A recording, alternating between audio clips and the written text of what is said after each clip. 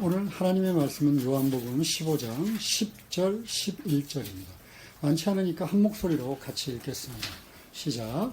내가 아버지의 계명을 지켜 그의 사랑 안에 거하는 것 같이 너희도 내 계명을 지키면 내 사랑 안에 거하리라. 내가 이것을 너희에게 이름은 내 기쁨이 너희 안에 있어 너희 기쁨을 충만하게 하려 합니다. 오늘 설교 제목은 너희의 기쁨을 충만하게 하려라는 제목으로 설교를 계속하겠습니다. 여러분 믿음 생활하는 것 기쁘세요? 신앙생활이 참 기뻐야 되는데 우리들은 이제 여러 가지 다양한 기쁨들을 이렇게 누리며 삽니다. 여러 가지 방법으로 누리고 살아요. 뭐 사람에 따라서 그 누리는 그 방법도 참 다르고 어디서 기쁨을 누리는 것도 참 다른 것 같습니다. 공통적으로 누리는 건 뭐 아름다운 자연을 볼 때라든가 아니면 뭐 솔직히 고백해야죠. 돈을 좀 얻을 때라든가 아니면 어떤 일을 성취감이 막 누려질 만큼 성공적으로 했다든가 그런 것들이 굉장히 기쁨을 주는 것 같아요. 그런데 입을 모아서 공통적으로 하는 말 중에 하나가 관계 속에서 기쁨을 누린다라는 얘기를 많이 해요. 그러니까 사람들, 자기의 가족들, 또 친구들, 그리고 뭐 지인들, 이웃들, 그 사람들과의 관계 속에서 참 기쁨을 누려요. 이렇게 얘기하는 사람들이 많이 있습니다. 뭐 당연한 얘기지 않을까 싶어요. 하나님이 우리를 한 독립된 존재로 만들어 주신 게 아니라 처음 창조되기부터 아담과 하와 사회적인 관계를 가지도록 우리를 창조하셨어요. 그러니까 우리가 비록 죄를 졌지만 태어난 본성을 갖고 있기 때문에 사람의 관계 속에서 기쁨을 누린다고 하는 건 뭐 당연한 이야기 같습니다.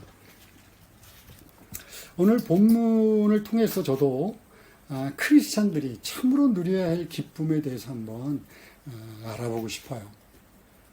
그것만이 아니라 불행히도 예수님이 얘기하는 기쁨, 이 기쁨의 강력한 선포에도 불구하고 그 기쁨을 제대로 누리지 못하는 그 기쁨이 어느 정도 결핍된 상태로 신앙생활을 하고 있는 우리들의 실태에 대해서도 한번 같이 생각해 보기를 원합니다. 이 본문 요한복음 15장 10절 11절을 좀 더 바르게 이해하려면 이 말씀이 언제 행해졌는가를 좀 아는 게 중요해요. 이 말씀이 행해졌던 때는 요한복음 13장부터 시작되는데 이제 예수님이 잡히기 전 성금요일이라고 하는 그 금요일 날 밤에 제자들과 함께 식사를 하시잖아요. 만찬. 요한복음을 보면 이제 만찬 전에 예수님께서 제자들을 허리에다가 수건을 동이고 한 사람 한 사람 발을 다 닦아주십니다. 뭐 노예 중에서도 가장 저급한 노예들이 하는 일을 예수님이 하세요. 그럼 뭐냐면 이렇게 섬겨라고 이제 본을 보여주시는 거죠. 그것만이 아니라 나를 통해서 너희들이 일상의 삶에 늘 정결하게 살아간다는 것이 얼마나 중요한지 모른다. 나를 통해서 늘 회개하고 깨끗하게 살아가렴이라고 본을 보여주시는 거예요. 가르쳐 주시는 거예요. 그러고 난 뒤에 이제 식사를 하십니다. 식사를 하면서 이제 자기를 팔자가 누군지, 나를 팔 놈이 어떤 놈인지, 그거를 이렇게 몸소 보여주세요. 그리고 이제, 자기가 곧 있으면 십자가에 달려 죽을 것이라는, 고난, 그 고난에 대해서도 얘기를 하십니다. 그뿐만이 아니라 이제 자신이 그렇게 이 지상에서 떠나고 나면 홀로 남는 제자들이 얼마나 힘들까, 얼마나 어려울까, 이걸 아시고 그들을 향해서 위로, 격려의 말씀들을 하시면서 야 걱정하지 마 성령을 보내줄 거야 성령이 너희와 함께하면 괜찮아 라고 그렇게 얘기를 하는 것이 쭉 이어지다가 이제 17장에 가면 예수님이 하나님께 그 제자들을 향해서 오고 가는 모든 믿는 자들을 향해서 기도를 합니다. 그 내용 중에 이제 15장의 한 부분인 거예요.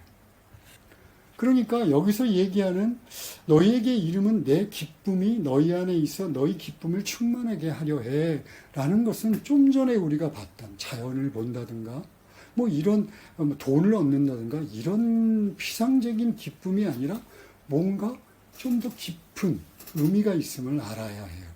보세요. 이제부터 이제 예수님은 자기 제자한테, 사랑했던 제자한테 배반당할 거예요. 등에다가 비수가 꽂히는 고통을 당할 거예요. 그리고 로마병사에도 잡혀서 온갖 모욕과 수치를 다 당하고 매맞고 결국 십자가에 죽을 겁니다. 여기에 어디 기쁨과 연결할 수 있는 요소가 있나요? 여러분 여기서 기쁨을 발견할 수 있습니까? 그러니까 예수님께서 지금 너희에게 기쁨을 주려고 해 십자가의 죽음을 앞에 두고 내가 너희에게 기쁨을 주려고 해 하는 것은 보이는 현상, 즉 내가 이제부터 당해야 될 고난이 기쁘다는 것이 아니라 관계를 얘기하는 거예요. 바로 그것이 10절에 나오는 겁니다. 내가 아버지의 계명을 지켜 그의 사랑 안에 거하는 것 같이 너희도 내 계명을 지키면 내 사랑 안에 거해라고 하는 관계에서 얻어지는 기쁨을 역시 예수님도 얘기하고 계시는 거예요. 그걸 달리 얘기하면 이겁니다. 야, 내가 이제부터 고난을 왜 받는 줄 아니? 내가 왜 굳이 이 땅에 육신을 입고 왔는지 아니? 바로 그 이유, 내가 너희를 얼마나 사랑하는지에 기초한 기쁨을 내가 너희에게 지금부터 주고 싶어 라는 얘기예요.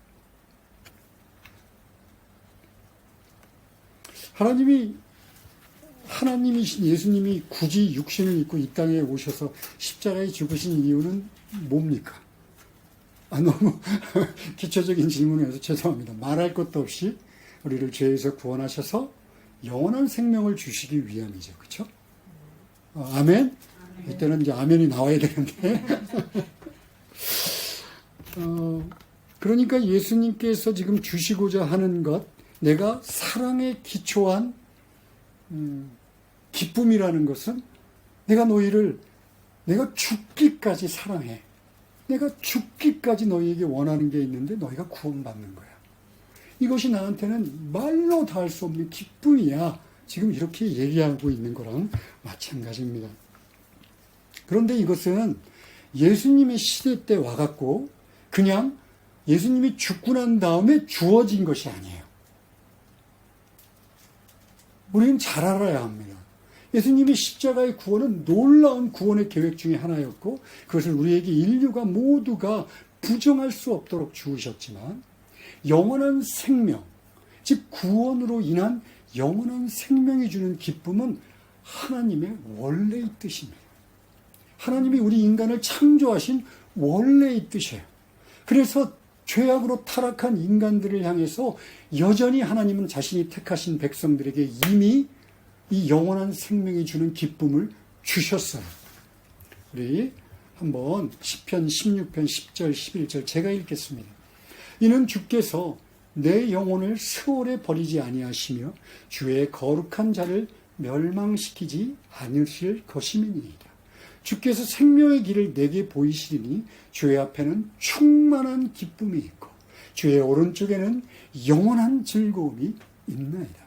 시인은 자신이 하나님의 은혜로 영원히 죽지 않고 영원한 생명을 얻을 것을 알아요. 그 생명이 주는, 영생이 주는 기쁨을 그는 이렇게 노래합니다. 주의 앞에는 충만한 기쁨이 있습니다. 아까 얘기했죠? 내가 너희에게 기쁨이 충만하게 하려고 해. 주의 오른쪽에, 이건 권능이란 뜻이에요. 그 권능에는 영원한 즐거움이 있나이다라고 고백합니다.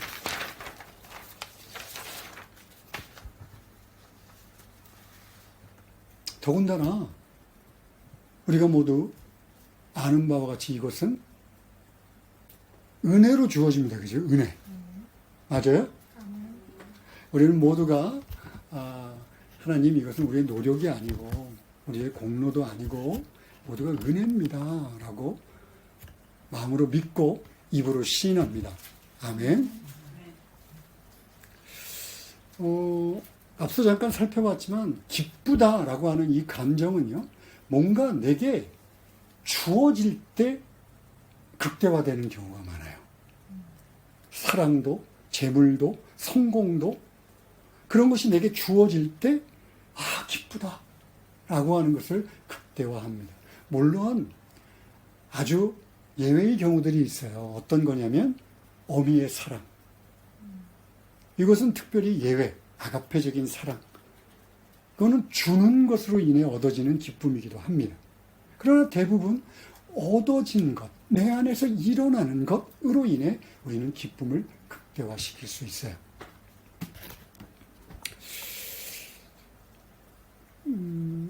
여러분, 구원은 은혜라고 지금 여러분들이 고백했습니다. 그냥 값없이 우리에게 주어진 겁니다. 그죠? 그러면 우리는 이 시편의 기자가 노래한 것처럼 어떻게 해야 되나요? 충만한 기쁨. 이것이 우리들의 넘쳐야 돼요. 여러분, 구원은 은혜입니다. 그러면 많은 크리스찬들이 아멘 그렇게 받습니다. 감사합니다. 이렇게 받습니다. 정말 그 구원이 여러분의 충만한 기쁨이 됩니까? 이렇게 물어보면 기쁘죠. 기쁩니다. 이러고서 대충 얼버비우면 합니다. 이 충만하다라는 의미는 뭐냐면 내 안에서 차고 넘친다는 얘기예요. 이 기쁨이 차고 넘쳐서 어찌할 바를 모른다는 것이고, 이것의 반대말은, 충만한 기쁨의 반대말은 뭘까요? 슬픔, 고난만이 아니라 짜증, 화냄, 욕심. 왜냐하면 충만한 기쁨은 자족을 의미하기 때문에 그래요. 어느 쪽인가를 놓고 보면 기쁘죠 라고 얘기하지만 우리들의 실상은 슬퍼하는 경우도 많고, 슬퍼하는 게 나쁜 건 아닙니다. 짜증을 내는 경우도 많고 불만스럽고. 왜 그런지를 알려면 좀 더 깊은 좀 철학적인 얘기지만, 기쁨이 극대화되려면 기쁨의 대상과 내가 일치하지 않으면 안 돼요. 다른 말로 얘기하면 내가 그것으로 인해서 기쁨을 마음껏 정말 크게 누리려면 그 기쁨을 절실하게 사모하지 않으면 안 됩니다. 내가 막 정말 그게 갖고 싶어. 한번 예를 들어보겠습니다. 우리가 너무 쉽게 유혹당하고 쉽게 이 주변에서 비교하는 돈 얘기를 한번 해볼까요? 돈은 마태복음 6장이죠. 마태복음 잠깐만요. 마태복음 6장에서 두 주인을 겸하여 섬길 수 없다라고 예수님께서 경고하세요. 즉 하나님과 재물, 돈을 같이 겸하여 섬길 수 없다. 이때 섬기다가 사랑하다예요. 그러니까 둘 다 사랑할 수는 없어 라는 얘기예요.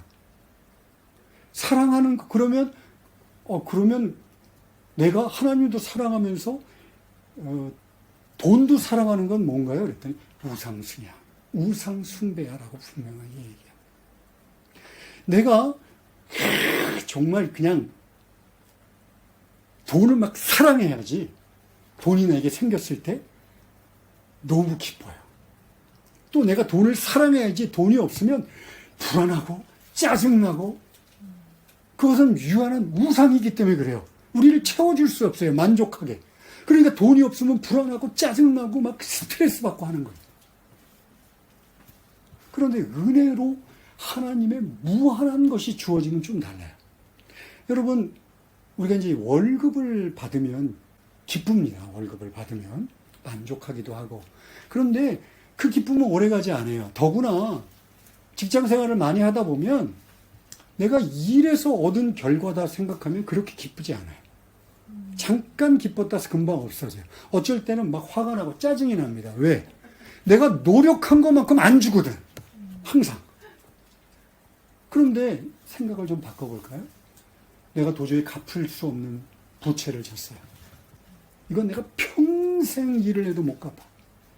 그런데 어느 날 그 부채를 안 받아 그러는 거예요. 은행이 그럴 리는 없겠지만. 그러면 그 기쁨은 완전히 다른 기쁨이 됩니다. 우리가 일반적으로 상식적으로 생각할 수도 없고 내가 갚을 수도 없는 것들이 없어졌다 그러면 맨 처음에 꿈인가 하다가 나중에는 기쁨 때문에 아마 날뛸 거예요. 그리고 하나님께 감사함으로 기도하게 될 것입니다. 자, 그런데 여러분, 돈을 그렇게 사랑하고 불안정하게 막 찾고 헤매면 돈은 우리를 늘 실패하고 실망시켜요. 그렇다면 예수님께서 주시는 이 기쁨은 도대체 어떻게 만족할 수 있을까요? 다시 10절로 돌아가야 합니다. 하나님 아버지와 예수 그리스도가 누렸던 사랑은 어떤 사랑이었을까요?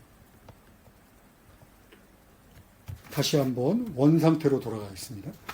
그의 사랑 안에 예수님이 거하셨어요.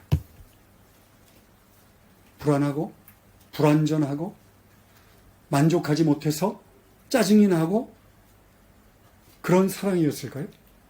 그런데 우리들한테 그걸 요구하세요. 보세요. 내 사랑, 즉 하나님 아버지와 누렸던 그 사랑 안에 너희도 거하라가 아니라 거하리라. 자동적으로 거하게 된다라고 얘기해요. 즉 사모하고 나를 찾고 나를 만나기를 원하고 나의 깊고 큰 사랑을 깨달으면 깨달을수록 너희는 그 사랑 안에 거하게 돼 라고 얘기해요. 왜 그런 줄 아세요? 하나님의 사랑은 무한합니다. 예수 그리스도의 사랑 역시 무한합니다. 그러니까 우리 죄인된 우리가 하나님 예수 그리스도를 먼저 사랑할 수 있는 방법도 없고 또 예수님만큼 우리가 사랑할 수 있는 방법도 없어요. 유한한 인간, 우리 요만한 인간들이 아무리 사랑한다고 해도 무한하신 예수 그리스도의 사랑을 그만큼 온가해시를 할 수 있는 방법은 없어요. 단지 우리가 아는 것만큼 사랑할 수 있어요. 깨달은 것만큼 사랑할 수 있어요. 경험한 것만큼 사랑할 수 있어요.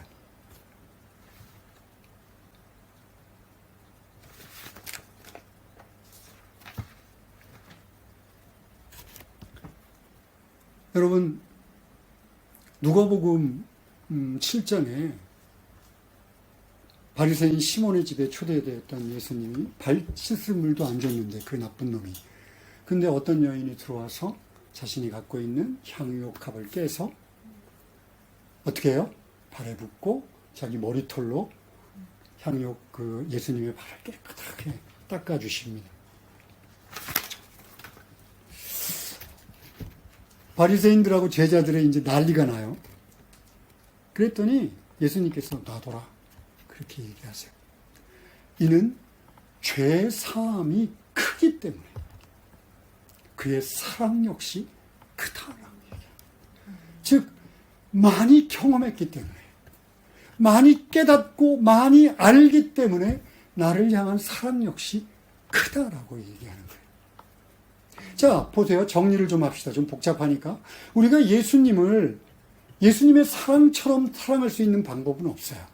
무한하신 하나님이 사랑하신 것을 어떻게 그 상태 그대로 사랑할 수 있겠습니까? 우리가 먼저 사랑할 수 있는 방법도 없어요. 단지 예수 그리스도가 우리를 위해서 구원을 위하여 베푸셨던 그 놀라운 사랑, 그리고 지금도 우리를 위해 중보하고 계시는 그 어떤 것도 끊을 수 없는 사랑을 아는 것만큼 사랑할 수 있어요. 깨달은 것만큼 사랑할 수 있고 경험한 것만큼 사랑할 수 있습니다. 그렇게 사랑할 때 그 사랑만큼의 기쁨이 내게 전이 되는 거예요. 그러니까 내가 지금 예수님이 얘기했던 기쁨으로 충만한 삶, 어떤 어려움과 고난과 짜증나는 일과 고통스럽고 불안한 과정 속에서도 충만해서 넘치는 그 은혜로 말미암아 기뻐하지 못하다면, 첫 번째는 하나님의 사랑을 모른다라고 얘기할 수 있고요. 두 번째는 알아도 대충 무시한다라고 할 수 있고요. 아니면 잊어버렸다, 그 정도로 가볍게 여겼다라는 겁니다.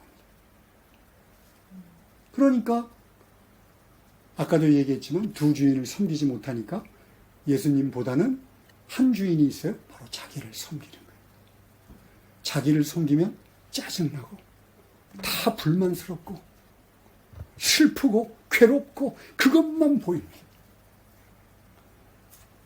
두 주인은 절대로 섬길 수 없어요. 예수님이 명확하게 얘기했습니다. 자, 그렇다면 우리는 어떻게 하면 예수님을 더 경험하면 될까요? 막 기도원에 올라가가지고 막 40일 금식 기도 빵빵하게 때리고 성령 집회 찾아가고 막 머리 디밀고 이러면 예수님에 대해서 더 많이 알까요? 저희 교회는 지금 말씀으로 어떻게 하자고요? 말씀으로 걸어가자. 지난주도 제가 의도적으로 두 개의 교회를 지금 설교를 연결해서 지금 하고 있는 거예요. 지난주에도 눈물로 씨를 뿌리는 게 있는데 이 씨가 바로 하나님의 말씀입니다 라고 얘기했고, 말씀을 꾸준히 보는 것이 정말 중요합니다 라고 우리 적용합시다 라고 얘기했습니다. 다시 말씀으로 돌아갑시다.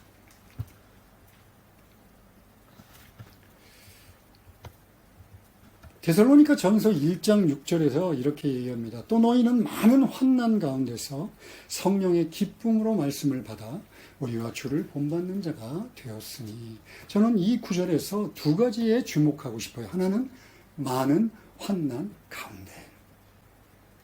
이 세상을 살아가면서 이 세상은 그렇게 호락호락하지 않습니다. 하나님의 말씀에 집중하기에는 너무나 어려운 환경이에요. 정신없이 바쁩니다.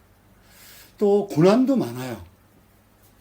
시간을 내기도 쉽지 않습니다. 사실 이런 환경적인 요인 말고 우리들은 본질적으로 죄성이라는 게 뭐냐면 하나님의 말씀으로부터 등을 돌리고 막 도망치고 싶어요. 여러분, 이거를 무시하시면 안 돼요. 우리는 예수 믿었다고 본성적으로 하나님을 막 찾아갖고 막 성경 말씀을 보고 싶은 존재로 180도 변하는 게 아닙니다.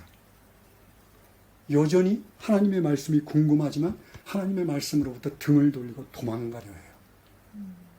그러니까 그런 환경 속에서 우리들의 변명과 핑계는 될 수 없이 많습니다. 뭐가 어째서 뭐가 어째서. 항상 많게 돼 있어요.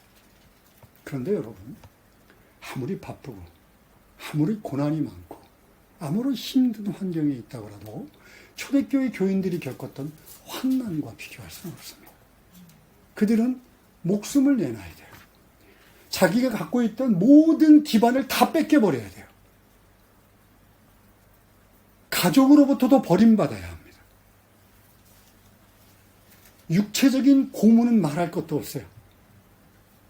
일본 교회 나가사키에서 벌어진 일, 사람들에 따라서 5만에서 20만이 예수를 믿는 것 때문에 다 목숨을 잃었어요. 만약 그들이 그런 환난 가운데도 기쁨으로 말씀을 받았다면, 우리 어떤 환경에 놓여 있다고 하더라도 하나님의 말씀을 기쁨으로 받지 못할 이유가 있습니까? 정말 핑계고 정말 변명에 불과합니다. 두 번째 주목하고 싶은 것은 성령의 기쁨입니다. 성령의 기쁨. 이 말은 무슨 얘기냐면 성경의 다른 구절하고 이렇게 정확하게 문맥적으로 해석하면 성령의 조명으로 말씀을 받는다예요. 성령의 조명. 성령의 감동으로 쓰여진 것이 성경이고, 동일하게 성령의 감동으로 이해하고 받아들여야지만이 되는 것이 바로 이 하나님의 말씀입니다. 그런데 내가 성경을 볼 때 의무, 습관, 아니면 같지 않은 지식, 이런 것들을 위해서 성경을 피고 앉으면 절대 예수 그리스도의 사랑으로 우리를 인도하지 않습니다. 그래서 실제로 자유주의 신학자들 중에 성경의 박사들이 있어요. 그런데 그들은 예수를 믿지 않습니다. 아무리 성경의 박사가 돼도 예수를 믿지 않아요. 그러니까 오직 말씀을 볼 때 이 성령이 주시는 기쁨을 가지고 말씀을 보지 않으면 이 말씀이 우리를 예수로, 우리를 예수의 사랑으로, 그 말할 수 없는 영원한 생명에 대한 확신으로 인도하지 못합니다. 왜냐하면 성령의 역할이라는 것이 바로 이렇기 때문에 그래요. 보혜사 곧 아까도 얘기했지만 14장입니다. 14장. 보혜사 곧 아버지께서 내 이름으로 보내실 성령. 그가 너희에게 모든 것을 가르칠 거야. 뭐 어떤 거. 내가 행했던 이 땅에 와서 행했던 동정녀 마리아에게 태어나서 육신의 삶을 입고 있다가 이렇게 십자가에 달려 죽고 하는 그 모든 것들을 가르칠 거야, 너희에게. 그리고 내가 말한 것들, 이게 뭔 말이지? 야, 죽으러 가자, 막 오해했던 그 모든 것들 생각나게 할 거야. 성령의 역할은 바로 이겁니다. 오셔서 자신을 드러내고 자신이 주역이 되는 것이 아니라 예수 그리스도를 살리고 예수 그리스도를 전면에 내세우고 예수 그리스도를 경험하게 합니다. 그러니까 성경을 통해서 내가 예수를 봐야 해. 예수를 만나고 싶어. 근데 성령께 의지하지 않아. 어려운 일이 됩니다. 어려운 일이 돼요. 그렇기 때문에 성경을 볼 때는요, 하나님, 나를 예수로 인도해 주십시오. 나의 부족함을 긍휼히 여기시고 성령 하나님 나를 도우셔서 말씀이 내 마음에 새길 수 있도록 은혜를 베푸십시오라고 기도하지 않으면 안 됩니다. 말씀을 좀 정리할까요? 제가 오늘 이렇게 주님이 주시는 기쁨을 여러 다방면에서 성경적인 논리 또 그리고 강조하는 이유는 너무나 당연합니다. 예수님이 우리를 부르신 이유는요, 이 땅에 살면서 지질이 궁상을 떨다가 괴로움과 짜증과 고통과 슬픔 속에서 살다가 죽어서 땡 하면 그때부터 너희에게 영원한 생명을 줄게 라고 말씀하시지 않으셨어요. 예수를 믿는 순간, 나를 아는 순간 너희는 이제 영생이라는 걸 누려. 그 영생이 주는 기쁨이 어떤 것인지를 너희가 알기를 원해. 여러분, 이제 아까도 얘기했지만 이 말씀을 언제 하셨다고요? 이제 나 십자가에 달려 죽을 때예요. 예수님께서 쓸데없는 얘기를 하실 시간이 이제는 정말 없습니다. 금요일이니까 붙잡혀서 십자가에 달려서 부활하실 때까지 며칠 안 남았어요. 그런데 우리가 이거를 그냥 한 귀로 듣고 한 귀로 흘려버릴 만큼 가벼운 말씀으로 에이씨, 기쁨이라는 게 있나 보지 뭐 까짓 거 이러고 통과해야 될 그런 말씀이 아니에요. 이 세상에서 주는 위로 가갖고 아무도 어렵지 힘들지 야 짜증내지 마 화내지 마 그리고 좀 도와주는 거 잠시 위로는 될 수 있고 격려는 될 수 있을지 모릅니다. 그런데 만약 근본적인 해결책이 없다면 내 인생의 모든 환난과 나의 어리석음과 나의 인격적인 부족함을 극복할 수 있는 근본적인 해결책이 없다. 우리들이 하는 모든 것들은 허사입니다. 금방 다시 파도가 몰려왔다가 사라지고 다시 또 몰려오는 것처럼 우리들의 인생은 거듭되는 반복되는 짜증과 고통과 슬픔으로 계속 괴로움을 얻을 수밖에 없습니다. 그러니까 근본적인 문제를 해결해야 되는데 그것이 바로 예수를 사랑하는 것 말고는 없습니다. 우리가 입술로는 고백하기 너무 쉬워요. 그런데 포기하기 싫어합니다. 사랑이라는 개념을 얼마나 좋아하는지 몰라요. 예수님 사랑합니다. 입술로 고백을 얼마나 하는지 몰라요. 자기가 하기 쉬운 찬양으로는 얼마나 사랑한다고 하는지 몰라요. 그런데 조금 더 땀 흘리려 하지 않습니다. 조금 더 자기 자신을 희생하려 하지 않고 조금 더 말씀 위에 바로 서서 말씀대로 사랑하려고 하지 않습니다. 그저 듣기 좋은 말, 내가 좀 달달한 말. 그렇게 되면 예수님께서 오늘 얘기하신 나의 기쁨이 너희의 기쁨으로 충만해지기를 원해. 이걸 누릴 수 없는 거예요.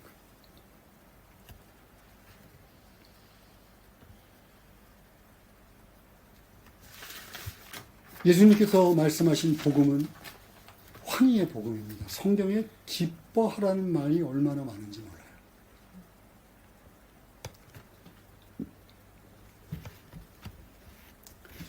마지막으로 베드로 전서 1장을 좀 볼 텐데요.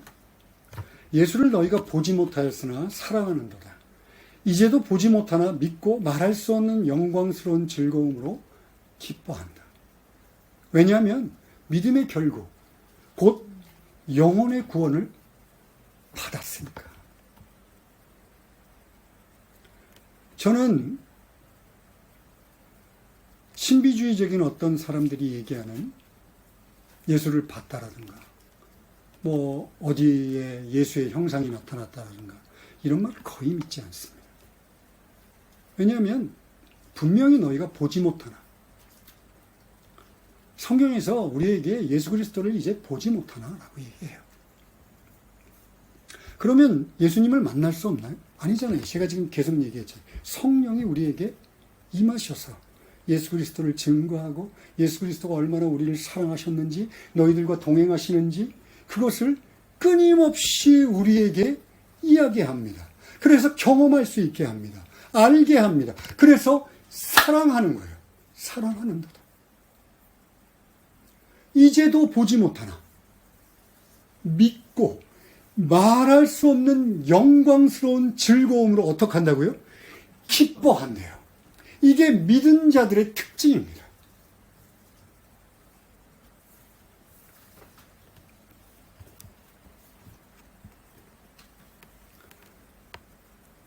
지난주에 말씀을 봅시다. 여러분 말씀을 보십시오. 이렇게 여러분들에게 권면하고 구체적인 적용에 대해서 얘기했습니다. 그죠? 그때 얘기하고 싶은 것을 이번 주로 미룬 거예요. 자, 이제 두 번째 적용을 합시다.